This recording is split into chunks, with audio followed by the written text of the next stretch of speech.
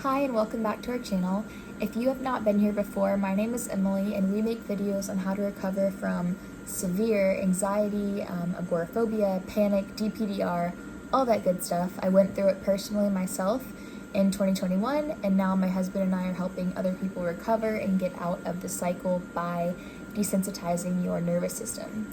So please like this video, comment your questions, and subscribe to our channel. It kind of keeps this whole venture alive and helps us help you guys and help other people out there. So what I want to talk about today is something that I've kind of been avoiding because it is a bit nuanced, but I keep getting the question and I feel like I need to give a response. So first, let me say, I'm not a doctor, I'm not a psychiatrist, I'm not a medical professional. This is simply, my story and my opinion. So with that being said, I want to address medication. Do you need medication to recover? And then flip side of that coin, can medication prevent you from fully recovering? So elevator speech of my story. Fell into this cycle 2021 following a surgery. The surgery was just kind of like the straw that broke the camel's back for me regarding stress.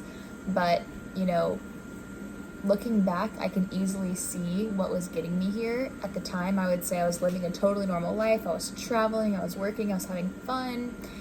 And basically I was stressing myself out. I was stressing my body out to its max, to its breaking point. And so this surgery, normally to a desensitized person would have been fine, but for me it set off the stress response in my body and turned my fight or flight in the on switch for a very long time. I mean, a solid year of symptoms 24/7. And then I started getting breaks and, really getting into the recovery process. But anyway, throughout this process, I tried so many things. I tried natural medicine. I tried modern medicine. We traveled to the Mayo Clinic 2 different times and stayed there for so much testing. Every brain scan, MRI, sinus scan, CT scan, blood test, you name it, I had it done. And I tried literally everything, seriously. And I was not making any strides in recovery. And some of it was just kind of like coping and really just keeping me stuck in the cycle. And some of it was just, honestly burning my wheels, basically, spinning my wheels, and trying to get to recovery, which was actually keeping me stuck in the cycle even longer because I was reinforcing to my brain that, yes, there's a problem, keep sending the adrenaline because your body doesn't know the difference between I'm trying to, fix this anxiety or whatever the mystery illness or a lion's chasing me. It doesn't know the difference. It just knows that you're sending out these basically help signals to your body, and so it's responding how it's created to respond. But anyway, as far as medication goes, at first I was terrified of it because, not because of the meds necessarily, but because I was in a state where I had 24/7 symptoms, with one of those being, DPDR, feeling like I was going to pass out all the time, feeling unreal, feeling stoned. So the last thing I wanted to do was take a medication that I thought would make me feel even more out of it, even more out of control, right? So I was really scared. I put it off for several months. I eventually got to the point where I was like, okay, I got to take something. So I started taking like a Xanax, like a half of a dose, because I would break it into half so many times because I was just like, what's it gonna make me feel like? I was so hyper focused on how I felt. And I would say I took that here and there, but it was never a big medication for me because I just didn't like it. It made me feel even more drugged, and I wanted to feel with it, right? So it didn't really help me very much. The next thing that I tried was probably like 5 or 6 different kinds of SSRIs. So those are serotonin inhibitors, reuptake inhibitors. And basically, I had a lot of side effects with those. And I ended up staying on one. I stayed on Prozac for about 11 months. Now, Prozac did not help me recover. So Prozac for me kind of helped me as a subtle crutch to get to the point where I was even able to respond. Because at first, like, I don't think I would have been capable, honestly, of practicing the proper response because I was just in a constant state of panic.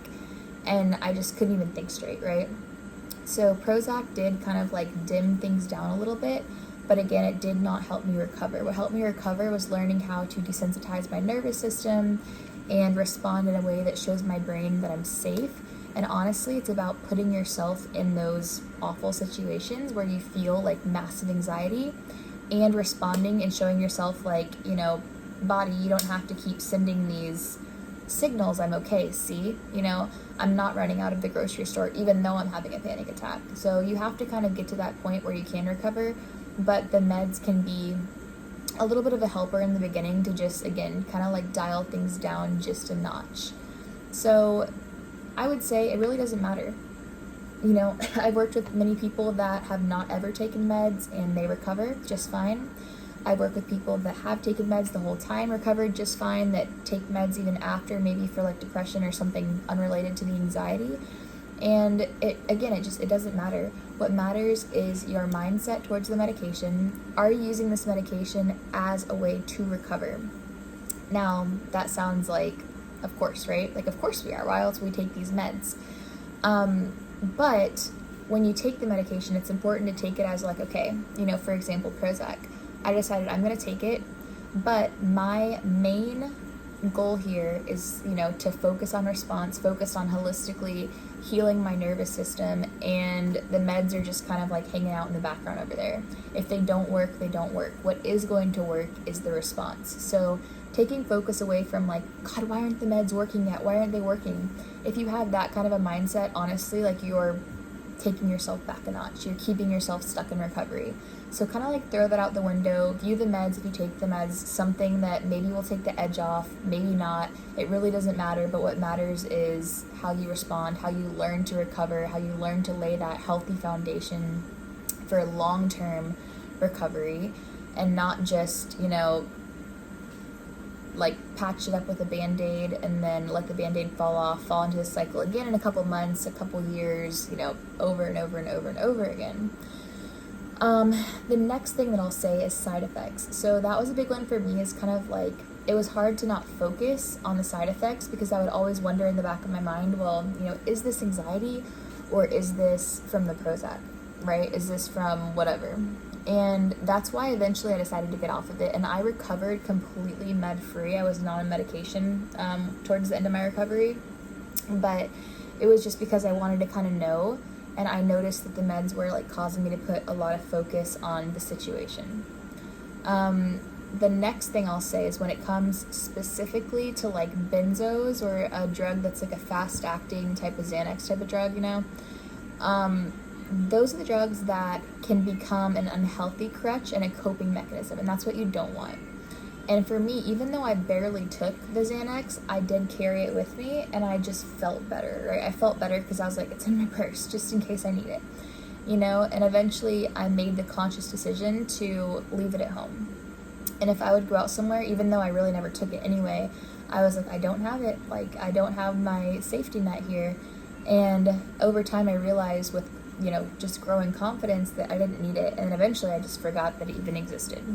So I would say, you know, if you have to get on a plane, right, and you've been used to using Xanax as your coping mechanism, then try your best to instead practice response, because the only way out of this, you know, process, this freaking hellhole, is through. So you have to get through the panic attacks, the awful, uncomfortable feelings, and you have to respond properly in order to truly recover from them. So you're going to have to feel it eventually. So if you are on meds, realize that, you know, this could be kind of like a good crutch for now, but don't rely on them as the, you know, end-all be-all, fix, miracle cure type of thing. Don't wait around for them to fix everything. You have to do action. You have to, you know, change what got you here, basically. So I hope this video helps. Again, take this up with your doctor. To recap, too long didn't read sort of thing here. Meds doesn't matter. Doesn't matter if you take them. Doesn't matter if you don't take them. Obviously, per your doctor's recommendations. But from an anxiety standpoint, desensitizing your nervous system is one and the same. Work on that and you will be okay. So if you're not already, join our private Facebook group, subscribe to our channel, and download our free recovery guide for a step-by-step walkthrough of how to get you to full recovery.